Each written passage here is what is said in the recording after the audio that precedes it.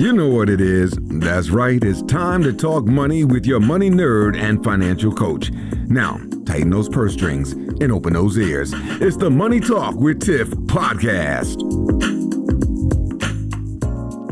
Hey, this is an episode of Tiffany's Take where I answer your money questions here on the podcast. If you want your questions answered, go to www.moneytalkwitht.com/ask Tiffany, and I'll be more than happy to answer for you.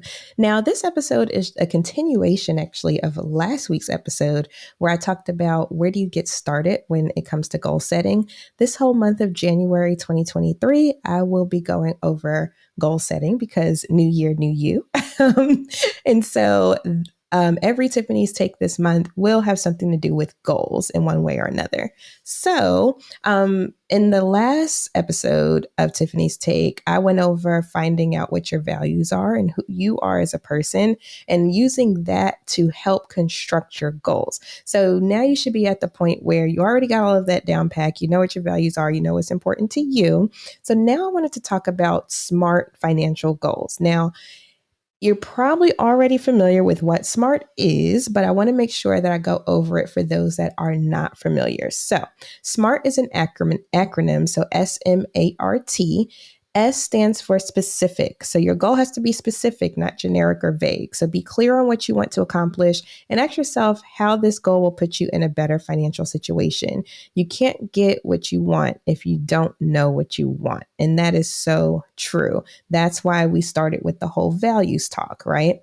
Now we go on to M. So M is for measurable. So make your financial goal measurable by quantifying it. So putting numbers behind it. So that way you can evaluate your progress and your overall success. Also this month, you might have also seen my blog post where I'm going over my current numbers and where I am on my journey. And the reason I'm doing that is because I make sure my goals are measurable. So I can always go back to that post for January 1st and say, oh, this is how far I have come this year, maybe mid-year or later on this year. So you want to express your goals in a clear numbers so you'll know where you are and when you've succeeded. Next, you have achievable. So this is one of the biggest obstacles to achieving a goal is setting your expectations too high. Trust me, I have done so. So you want to make sure that whatever goal you're setting for yourself is something that can be accomplished. Like, for instance, I've seen people say, oh, I want to be a millionaire.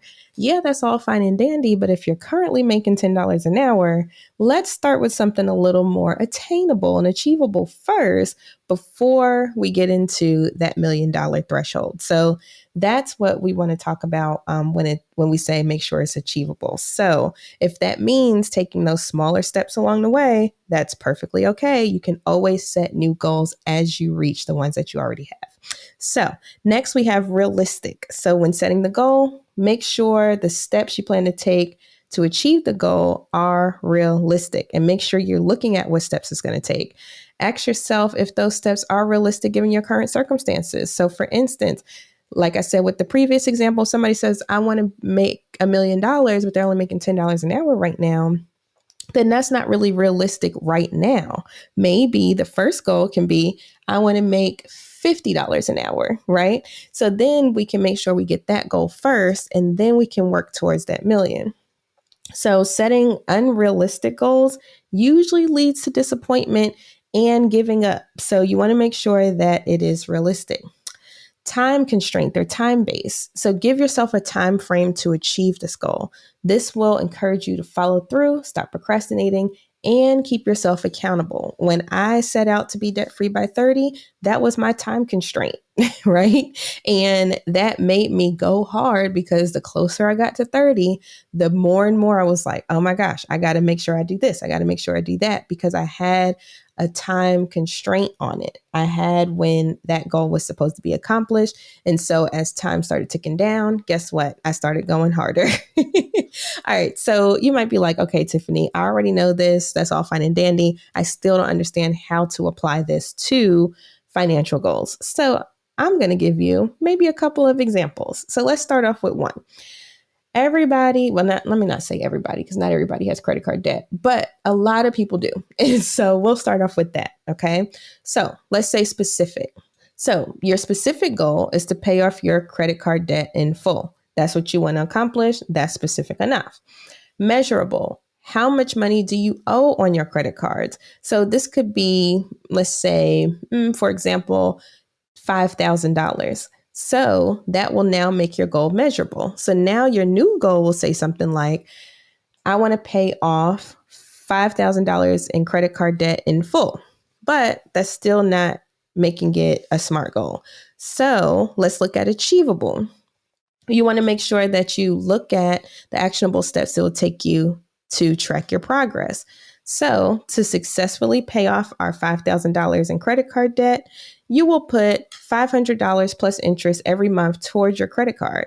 You will also stop using it temporarily to avoid accumulating additional debt. So now we have our action plan, so our Achievable, we have that checked off. We know what we're going to do and how we're going to get there. Realistic. So are those steps realistic that we just threw in there? Do we have a way that we're going to put that extra 500? Are we picking up extra shifts? Are we cutting our eating out or entertainment budget? Are we going to stop borrowing more on the credit cards? If that's the case, then yeah, it's realistic. If you're hoping to get a promotion or win the money on the lottery or what have you, then you may need to rethink that strategy because that's not something that's guaranteed, right? So you want to make sure whatever you put there is something that is guaranteed for you to achieve that goal. Then time-based. By applying $500 a month plus interest towards the debt, we will achieve the goal in 12 months. So now we know if we follow our steps in 12 months, we will definitely be able to accomplish it. So what does that SMART goal look like? This is what it looks like. And also I wanted to mention when I'm constructing SMART goals for myself or with my clients, I also put I will for everyone.